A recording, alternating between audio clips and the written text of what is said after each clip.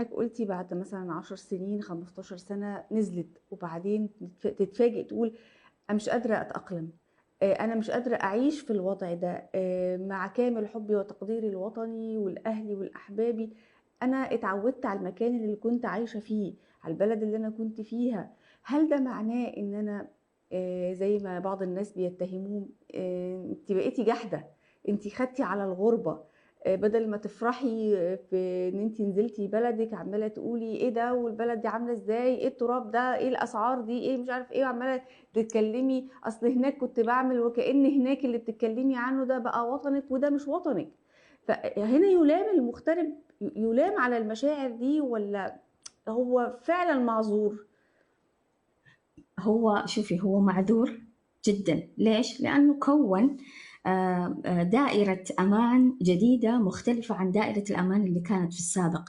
ما هو قاعد يعيش تجارب مختلفة ويواجه مصاعب مختلفة عن اللي كان في الوطن، أو عما يعيشه أبناء وطنه، أو عما يعيشه أهله. يعني مو كل مغترب مرتاح تماما، هذه نقطة يبغى لنا احنا طبعا. نركز عليها. بالعكس، الراحة قد يكون عنده راحة مادية مثلا، أو راحة أمان خارجي اللي هو الأمان على النفس وما إلى ذلك، وحرية في حرية التعبير، حرية الأديان، وهذه المفاهيم كلها قد تكون موجودة.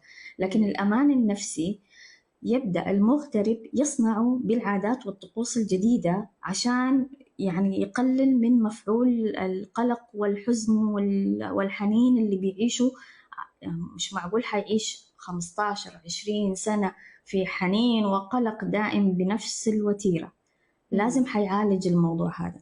تمام. وهنا نرجع للنقطة الأولانية اللي قلنا إنه عدم، يعني الشعور بعدم الأمان في البداية، هذه مجرد بداية، والإنسان بيتعامل معها بإنه يبحث عن دائرة أمان جديدة، أوكي، مم.